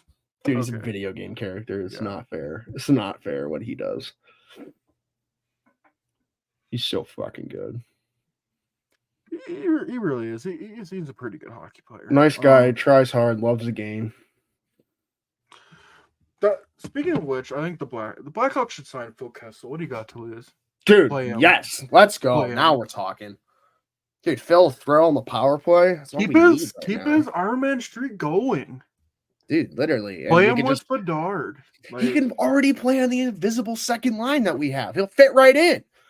Suck 5-on-5 and be good on the power play. That's literally all we need him to do right now. Like, but he's probably like, I want to win my 4th cup, guys. We've talked So- about it, but Yeah. Dude.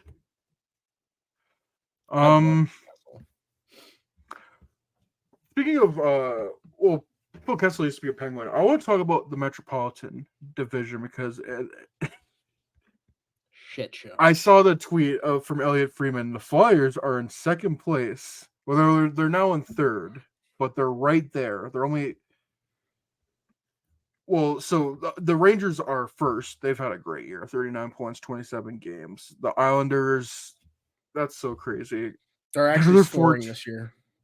They're 14, 7, and 7. Mm-hmm. And then the Flyers are 16, 10, and 3. I mean, I still don't think they're gonna make the playoffs, but they're playing good hockey. They're there. They're there. They're playing good hockey.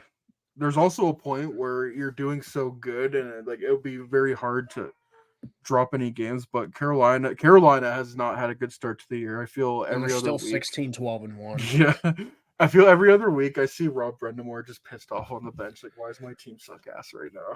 Well, his goalie can't make a save. That's a starter. Like, Kochekhov's finally starting to figure it out, but like Coochie man, they have the worst save percentage in the league. Like, what do we always say? Like, I think they're the first team to like defy the if you got a bad coach, I'll show you a bad goalie, because like he's still winning games despite his bad goaltending, which is kind of crazy.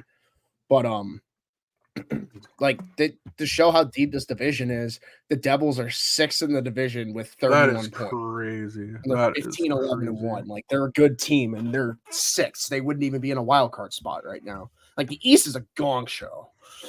It's really so wide open right now. Mm-hmm.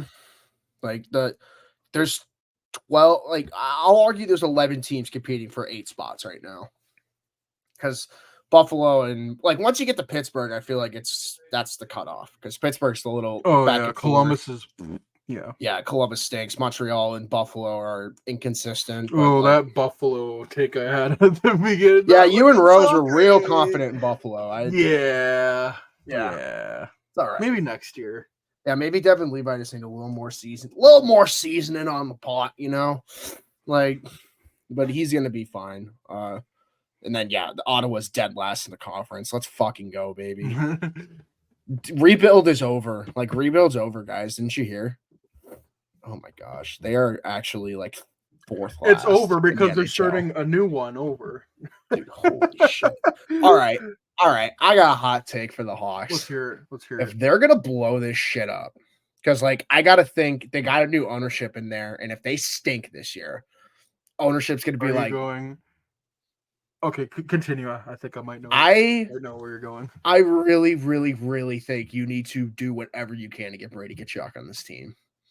Like, I was thinking Jake Sanderson, but I'll take Sanderson. Don't get it twisted. But like, I don't know if they'll trade their captain, but you can't tell me the perfect winger for Connor Bedard would be a Tkachuk brother. You're so right. And, like, I'm not saying it's a reality. Like, you told me 3 years ago that Tkachuk was going to get traded, or the first other Tkachuk was going to get traded. I'd say that's bullshit. Mm-hmm. These guys want to live in the States, man. I don't care how bad. Like, we saw it with DeBrincat. We saw it with Tkachuk. We saw it with Gaudreau. I know he's gotten paid already, but, like, if they start shipping out bodies, I'm trading, like, a first and first plus for Tkachuk. Maybe 2 firsts for Brady Tkachuk. And if Ottawa's going to start dealing those high-end forwards, take one of them ASAP. It's out of conference. Your GM already has, well, I guess there'll be a new GM probably if that's the case. So you won't have the familiarity, which is like the NHL thing. You only trade with the same 5 GMs or whatever. Mm-hmm.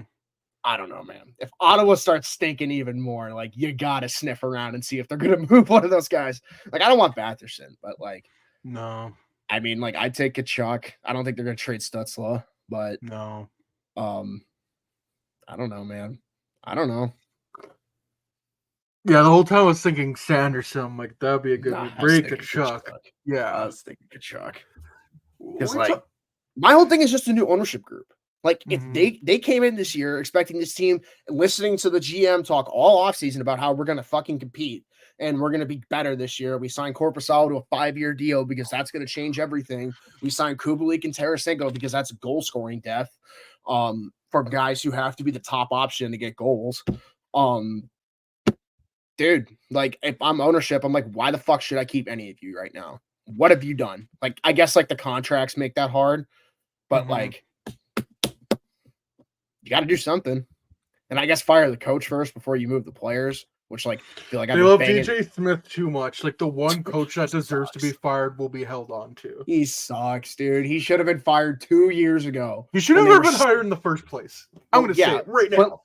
But like, you should have been fired when it didn't work when you traded for DeBrincat last year.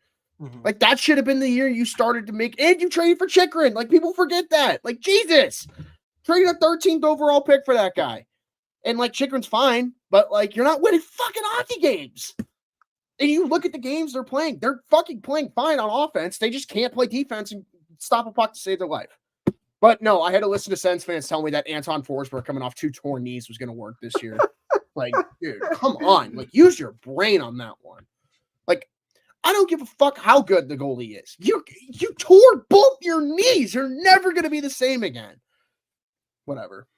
The record speaks for itself with them, and that's all that matters. 4th last in the NHL with all that talent on the team. Think about that for a second. They have, like, one of the best top 4s in hockey, and they stink. I don't know. Like, what do you think about that? That's crazy to me. Yeah, the talent is clearly there, but Yeah. it's not working out. Maybe it's a Canucks case. Like, they get a Tocchet, and then everything starts rolling. But maybe they get Jay Woodcroft. Maybe they get Dean Evison. Maybe it all works out. Who knows? Evison might actually work to get a hard ass in there and fucking tell him, like, listen, you're gonna fucking play defense. This is what we do. But I don't know. Like, I just think ownership's like this isn't like Melnick was already knee jerk.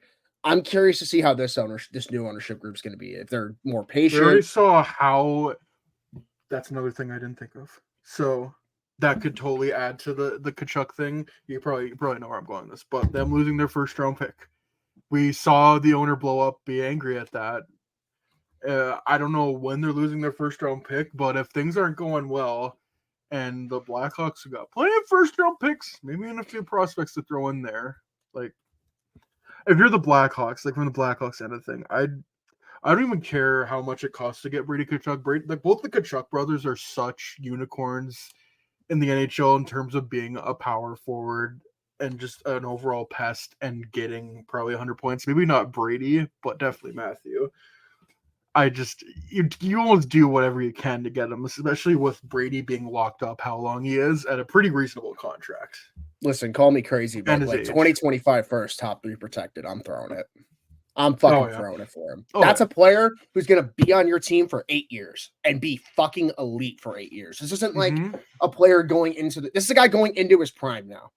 And he was a 90-point player last year. I think he's on pace for like 65 this year, but it's a down year for the whole team. Yeah, still gonna have down year, goals, 65 points. Yeah, like dude, this is a guy who can get you 40 and 40 probably if you put him with the right players, and they'll stick him with one of the best players in the league. I don't know. Like this is just us speculating. Like nothing's gonna happen. Like I don't. If anything, Ottawa should just get a new coach and figure it the fuck out with all his talent. But dude, if that name becomes available or any name of that like realm, throw the money. I don't care. Throw the picks. Throw whatever you got to do, because that's a game-changing talent right there. All right. Sorry about that. My Wi-Fi just decided to crap out. AKA Trudeau was watching this, and Trudeau's got shooters for the Sens. Yeah. Now he's frozen my bank account. Like, damn it. So there's another trade happened. There's 2 trades that happened today. The Kraken got Thomas Tatar from the Colorado Avalanche, and I was texting you that, and the first thought was, why couldn't that been Black? See, and then I looked at his stats, and he has 1 goal in 27 games. So never mind. Yeah, never mind. Never mind. Thought he was better than that. Traded. Yeah. Yeah. So I think that another nothing trade. Yeah. So yeah, I think my internet crapping out is a sign we should probably wrap it up soon. But we do have some Twitter questions to get to. Finding Twitter questions. Finding Twitter questions. I give this 3 Xbox controllers out of 3. Anthrax in our mail. Well, Ian is dead. Join us on the next week's episode of. Honestly, I've really enjoyed the sketch. I've really just enjoyed everything they did, but I feel like the sketches are so much better than what they were before. Now they got the money.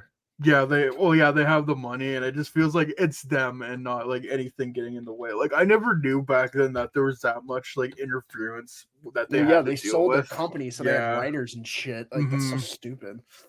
Like it's so much better. Like it has that old school feeling to it. So it's cool. It's cool to see that. We love that. It's truly a great story. I remember earlier in the year we were talking about like, oh, the old Smosh videos are so good, and then a few months later they came back like right before we went to Nashville too. And I remember when we had watched a bunch of those videos. All right.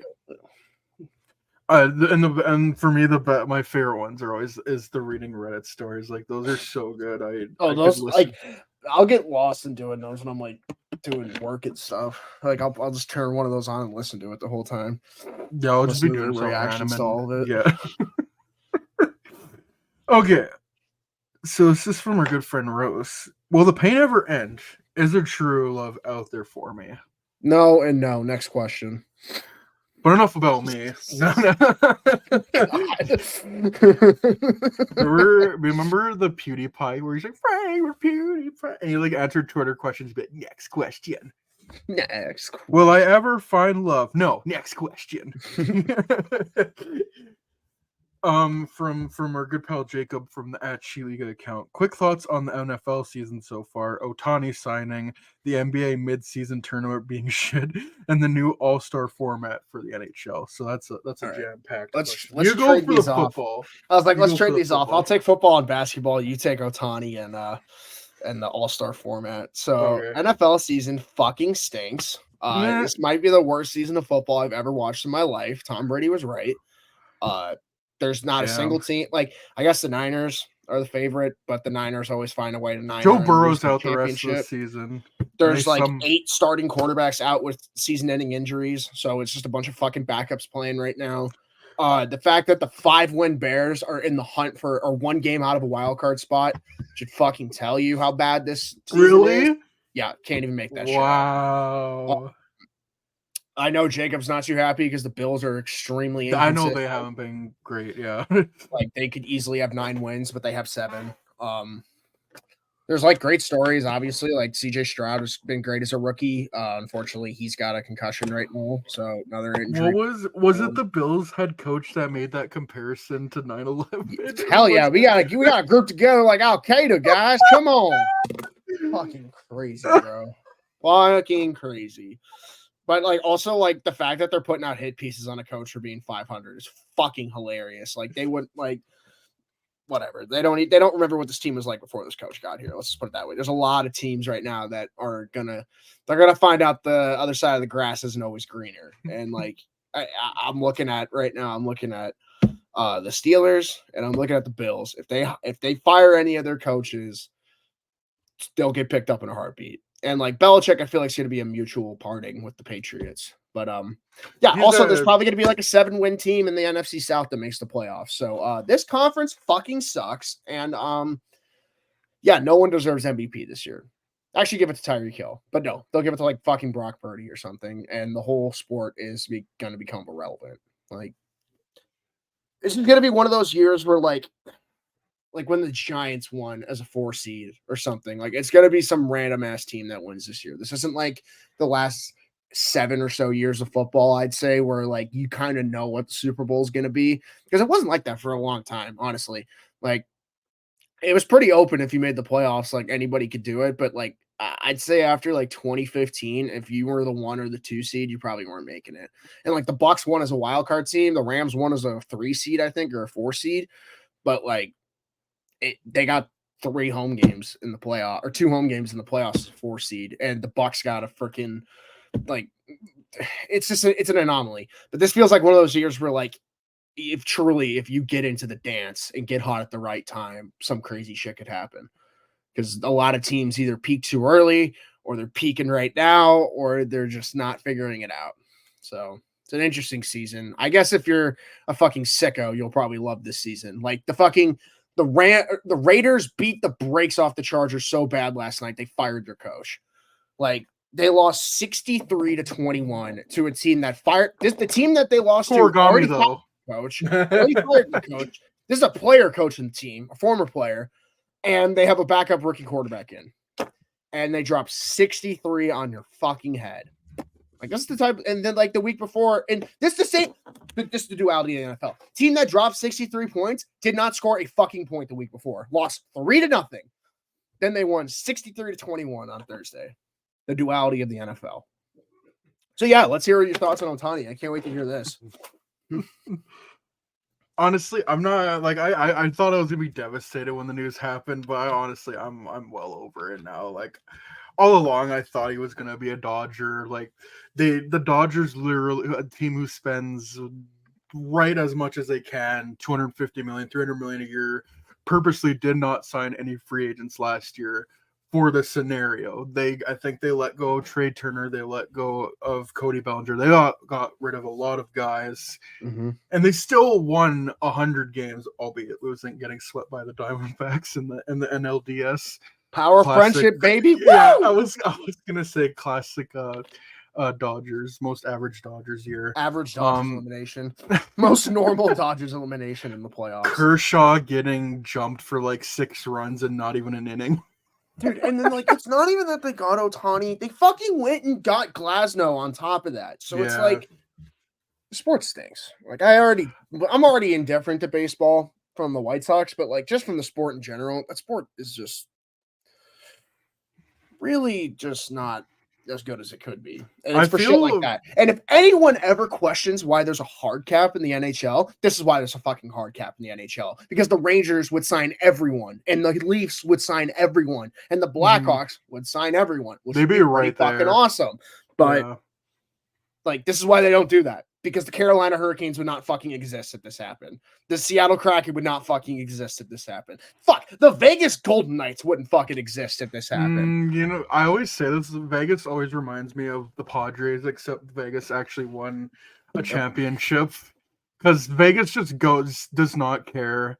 They go for go for the big name. They're trying to win, and they have one. The Padres did do it, and furthest they got was an NLCS, which I mean isn't bad, but the next year they missed the playoffs. Now they're losing Blake Snell, who won the Cy Young. They lost a bunch of other guys because they gave Yu Darvish a 6-year extension into his 40s. Darvish. Manny Machado is, I think, getting paid into his 40s, and then you have to get rid of Juan Soto because you signed Xander Bogaerts to 11 years. Like, I am all for going after the big names, but at a certain point, you can't, like, did you really need Bogaerts? Because you could have just kept Tatis at whatever. But that's getting past the point. Yeah, I feel in an ideal world it's kind of a mix where if you do have the money, if you are a team in the NHL, like a hard cap, and you have the money, you should be able to spend it, but that should be able to go towards like a luxury cap where that the money you spend at a trade deadline, whatever, getting a big player will go towards the cap. I don't know. I'm not an economics person or like how the money would work, but I feel there's a best of blend of the two. But back to the Dodgers. Yeah, I'm not really too like I thought Ohtani was gonna be a Dodger all along. It makes total sense. He gets to go, I think, half an hour north, play at Dodger Stadium, one of the most historic teams in all of sports. And again, we can joke about the Dodgers not winning a World Series in a full 162 game season, but this is a team that's consistently won division titles, 100 games. Like, they've made the World Series a few times. They've gone to NLCS trips. Like, makes perfect sense that Ohtani would go there, and you're getting paid $700 million, probably not even to switch houses, just to go half an hour up north and play for the Dodgers. It would have been cool to see him go to the Blue Jays. Like, you've captured an audience in Japan, you did in the US. Now you get to go to the only team in Canada and play for the Blue Jays and maybe help give a young team a push and potentially towards the World Series. It didn't happen, but I more so have like what happened with the Blue Jays, like in terms of him going on the flight, but him not being on a flight to Toronto, but not even being on that flight. And then all these writers being like, oh, well, this isn't good for the game of baseball if Ohtani went to Toronto. But if Ohtani went to Toronto, he'd be playing games against the Yankees. He would be playing games against the Red Sox. Like, it's harder to do that on the West Coast. But there's still going to be a lot of eyes on the Dodgers. But them being able to defer, I think, $680 million of his contract. That's a good thing, though. I'm not even mad at that. Practice, and then they're gonna find a way to weasel out of it in 10 years when they sell the team. 100%. Like, the sport stinks. Sorry, I get people who like baseball. Like, baseball's fun when it's fun, but like shit like this is why it's a dying sport in some regards. Like, you can't, and like obviously they didn't win this year. The Dodgers have won once, I think, with the super teams that they built, but and that was in the shortened year. Like, they won in 2020. It's just like, I don't even mind them getting Ohtani. It's just it's pushing all the money back a decade. I think that's the big that should not be allowed to happen. No. Period. And that's not on the Dodgers. It's like when you circumvent the cap in the NHL. Oh, it's not on the Blackhawks fucking team that does it. Good on you for figuring it out. It's on the fucking league for having that shit in the first place. Like, how do you allow that to happen? To where he's like $2 million against the cap for his whole playing career. And he doesn't even get that money because he's like, oh, because like they probably told him, like, you're gonna get so many fucking endorsements, it won't matter. But like, it's not a real sport. It's not a real sport. Jesus Christ. And I love Ohtani, like a genuine unicorn. Like, he can do whatever the hell he wants. Like, in a vacuum, it makes total sense why he chose the Dodgers over the Blue Jays. But it just sucks seeing all the discourse around it. Oh, this is great for baseball as a Dodger, and then it would have been bad if he played in Toronto. But then there's that stuff we brought up, the deferred money. But that's not a problem. That's not bad for baseball. Like, yeah. No, but remember, this is good for the sport, according to all the fucking old heads. Like, give me a break. And it's just, it reminds me, it's funny because in best baseball, star in the leagues on the West Coast. Fuck off, Jesus. Sorry, like, and kind of wrap it up. I feel in Canada, there's always like, oh, why would you want to go? Like, playing in the southern states is a bad thing, even though Vegas has one. Like, LA is a good keep team. Your money in the South. Yeah, that's another thing. Like, you don't get taxed out the ass. Mm-hmm. Tampa, Florida, good team. That factor in too. Like, and then it's the other way around in baseball. Oh, well, no one wants to go to Toronto, that second class city, even though it's one of the biggest markets in North America. Like, it's just, it's the media. It's all these people that are in the back pockets of these owners. You know, whatever. We could ramble on about it, but it's a league built for like 4 teams. There's no problem saying that. It's just what it is. Oh yeah. Dodgers. If you're not the Yankees, the Astros, the Dodgers, or I guess we'll throw the Red Sox in there, you're not getting any of these fuckers. Not a fucking chance. No. Oh, you developed a homegrown talent? Better hope you lock him up, because he'll fucking leave in 5 years. He'll go to one of the teams that'll actually give him the money. It sucks, dude. Like, at least the Rangers fucking bought and won. Like, that was a nice story. They bought and they developed, which is what you should be doing. Every sports team should be doing. But no, like, have a base of young talent, which is what the Rangers did, and then you add guys like Corey Seager and Marcus Semien and all those pitchers, and then you win. Mm-hmm. And that should be every sport, really. But agreed. You know what? It's gonna be great when the 120 win Dodgers lose to like the 80 win. With the power of friendship. Yeah. I can't wait. It's that gif of The Rock just being like this, the 80 win Colorado Rockies. All right, let's move on. I'm curious to know about the basketball in season tournament. So my whole gathering from the in season tournament is like everyone kind of jeered it, but also like locally it did really well. And I know for a fact that like the Pacers sold out their whole arena just to watch the game, like on TV. Mm-hmm. So like locally it did do well for certain teams, but I think like this is one of those things where like if they're gonna do it every year, you gotta learn from your mistakes. Because like I'm sorry, having the highlighter courts is so stupid to me. Like this isn't 2K. I don't know. I get it. They're trying to give the NBA season meaning because if you ask an average fan, they don't give a shit to the playoffs unless they're a diehard fan of their team. Then they're watching every game, which I guess you could say that about every sport. But I feel like with basketball, it really does get shown, especially with the ratings come playoff time and regular season. So it's a jump off point for them to learn. I give them credit for trying something new, but I could see in a lot of eyes how people see it as a failure. It's a pointless tournament. Probably not pointless for the players that won. They got $500,000 in their pocket each. Yeah.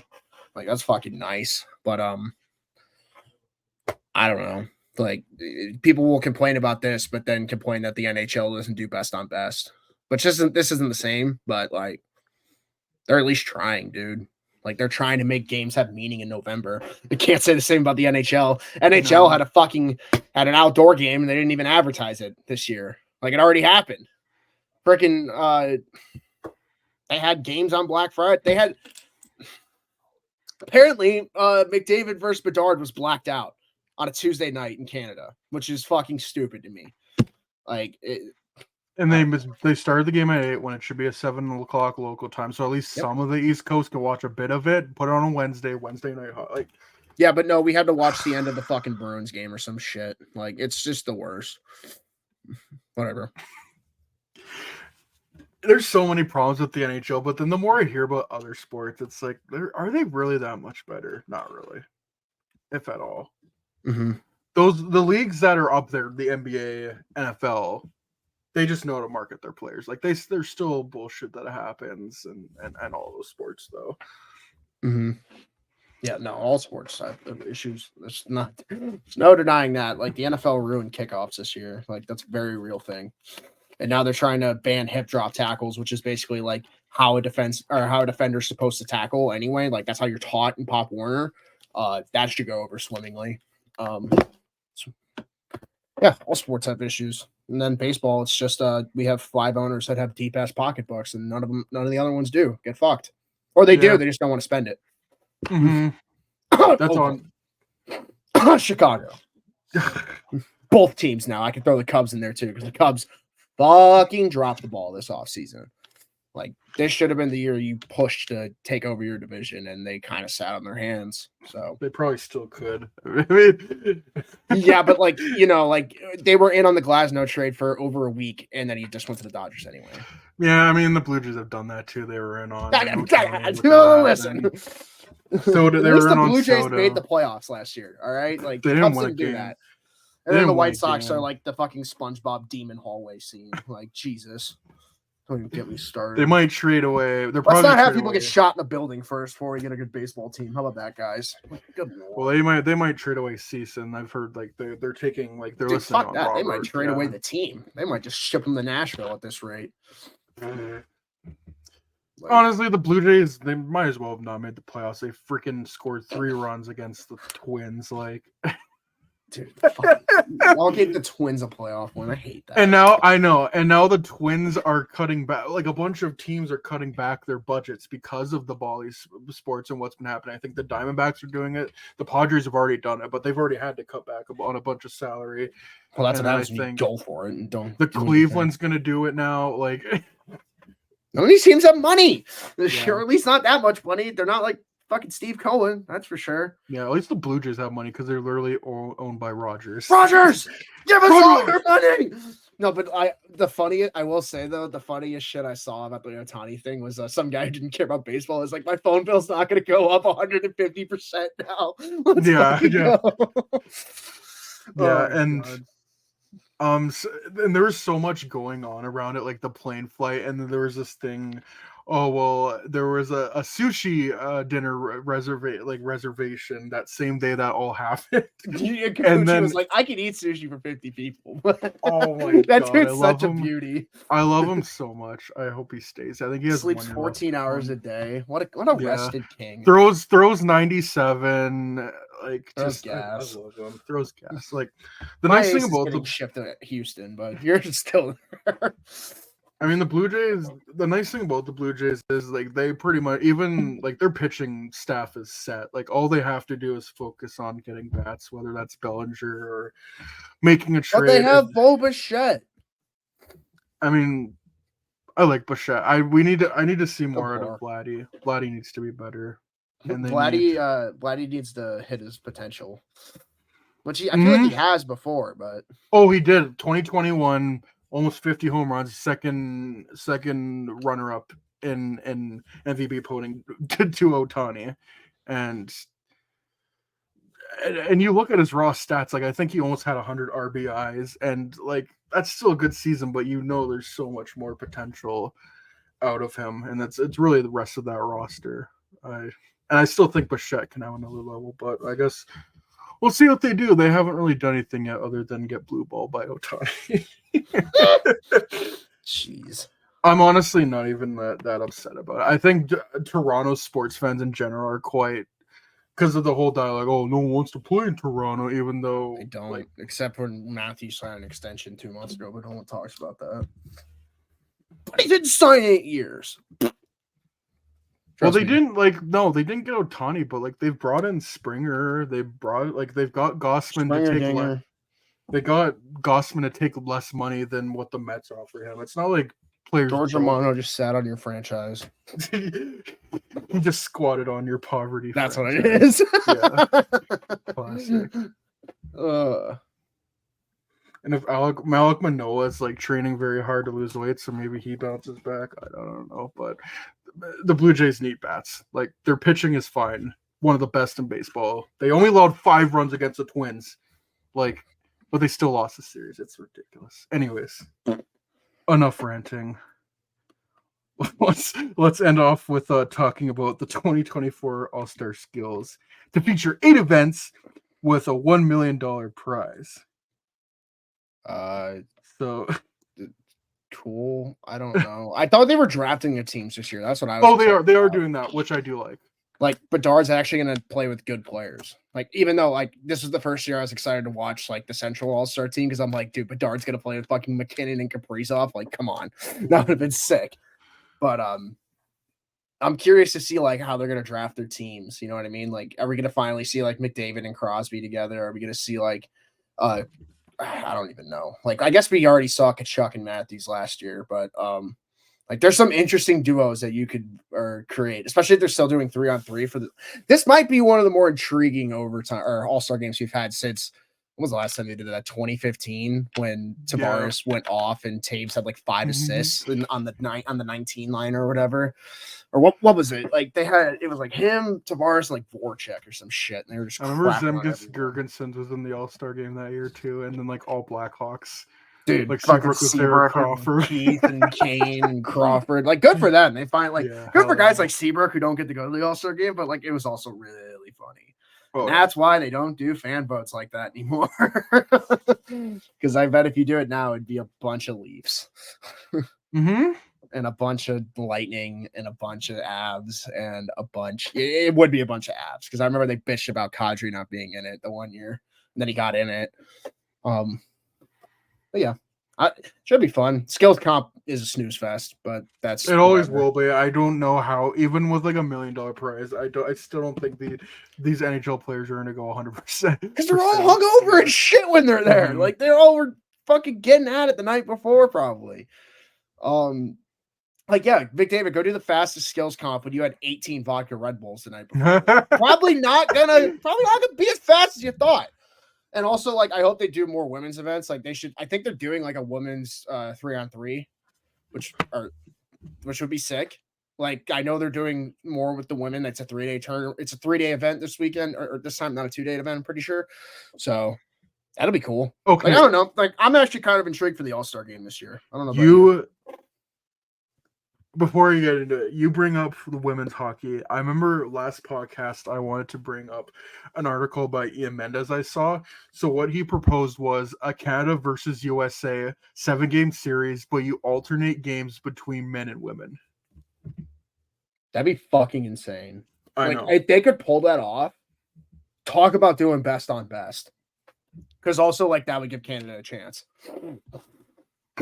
The women would just shit kick our women, but then because I think the U.S. men's team's got their best shot in a long time to be fucking elite. Oh, I definitely agree with that. Yeah. And it's one of those things where it's like, oh, if one guy's not working, we'll just fucking like Alex DeBrinket's going to be an extra on that team. Like that's Kyle Connor's going to be an extra on that team. JT Miller is going to be an extra on that team. That's nothing against JT Miller. It's just like that dude's a 100-point player this year. Mhm. Like they did not have that depth a decade ago. Period. No. They had fucking Ryan Callahan on the fourth line. Like Ryan Kessler was the #1 center. dude, like and that almost beat Canada in 2010, by the way. Dude, Jesus, they really almost did. Jack Johnson on It the was all team. Ryan Miller, though. Yeah, Ryan Miller was fucking stuck. I mean, Scott Niedermayer turned over the puck to Joe Pavelski. What do you mean? Zach Parise and Patrick Kane were pretty fucking good, bud. That was back when Parise was a dog, dude. Oh my god. Oh, I thought I was gonna shit out my heart when he scored that goal. Don't worry, Jerome McGinley made sure that didn't happen. But no, Right everyone forgets right before that goal happened, like Crosby went up the other way. Scott Niedermayer, cookie right to Joe Pavelski, Luongo stops it, and then it comes back the other way. Imagine that's how they won goals. If they Scott Niedermayer would be public enemy #1 in Canada. Like, oh jeez. And now they talk about the glory of like Drew Doughty and Ryan Getzlaf instead. Because Getzlaf was a dog in 2010. Oh, Getzlaf, I still maintain was the best player on that team. He was a dog. Like Doughty was the best defenseman, in my opinion. Oh like, he was lights out. Like I know I'm biased. Taves was a fucking stud that year too. Oh, Crosby and McGinley was like that team was just nasty. That was like a changing of the guard Canada team. I feel like because then the next Canada team was like Crosby's team. Yeah, because 2000 and also Luongo taking over Brodeur. 2006, they brought like it was such a weird time because guys like Yzerman and Lemieux were just being phased out, but Crosby was coming in. Like it was that lockout season where Canada decided to go like old guys and grinders. Like Chris Draper was on that team, I think. Brodeur and Luongo, I think were still the goalies, but like they just had no offensive help. And obviously 2002, like they still had all those guys in their primes, like Lemieux, Paul Kariya, Joe Sakic. Iginla was a rookie on that team. They had Pronger still. I think Brodeur would have been the goalie that year. Like, yeah. But 2010 will always be special. 2014 was all like they were too good. Like they were so even like that when they beat the US, like that's the most dominant 1-0 win I think I've ever seen. Yeah, there was a lot of it was an uphill battle in a 1-0 game. Felt like it was 3-0. Yeah, because Gary Price was. I remember watching that shit in class and getting in trouble. And I was like, you don't understand. We're fighting for our country on the line right now. Losing up north, people. You just like pulled a fight. Clearly, you don't care enough. Yeah, clearly you lack patriotism. Meanwhile, I'm pretty sure that whole Olympics, since it was in Russia, all the games were early in the morning. Like we pretty much most days we just didn't do anything or anything. We just watched the games, all the games. I will say my favorite part about the 2014 one is anytime anyone brings up the TJ Oshie thing and Canada fans get so fucking butthurt about that. They're like, well, who won the tournament? It's just like, bro, it was a good moment. It's still a cool moment though. Like yeah, and like every year I see people try to discredit it. And I'm just like, dude, they're not taking anything away from what Canada did at that tournament. Like, just relax. Like, it's okay. The US can have a good moment, bro. Jesus Christ. No, I totally agree with that. It's funny because Latvia was probably the closest of any team to fucking Kozlevskis. Yeah, I remember watching that game in class. Because I think Canada led 1-0 and then they tied it, and Latvia was pushing, and I'm like, no way they're gonna blow this. Latvia. I'm pretty sure Patrick Sharp scored, or he's got one of the goals. I think. Olympian Patrick Sharp. Hell yeah! And then I got up at 4 a.m. to watch Canada beat Sweden. Sweden hit the goalpost like a minute into the game, and then it was just all Canada from there on out.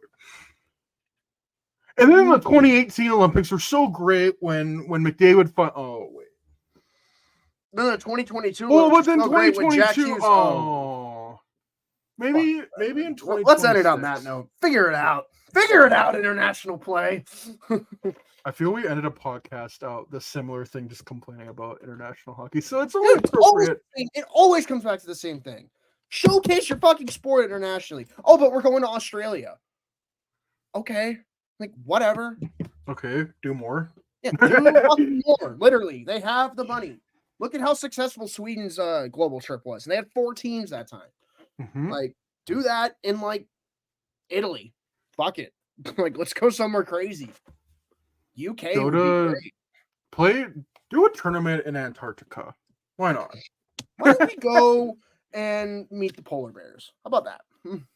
I mean, I can do that right now. You can just go to your backyard. Yeah, I'm actually, yeah. Got him on a leash in the backyard. Well, I'm in the house right now. I'd have to go out to the igloo to do that. Oh, forgot. Sorry. But better put on your what What? are those called? Where you like My walk through the parka. snow, the rackets. Yeah, my rackets, my parka, Yeah. my mittens. Gotta get out there. Even though I'm pretty sure I checked, it's like the same temperature here that it is in Chicago right now. It's not been. It wasn't that bad in cold. Chicago when I was there last week. Tampa, it's like 60 or Yeah, there's 70. ba- Like there's it's barely- winter here. Yeah.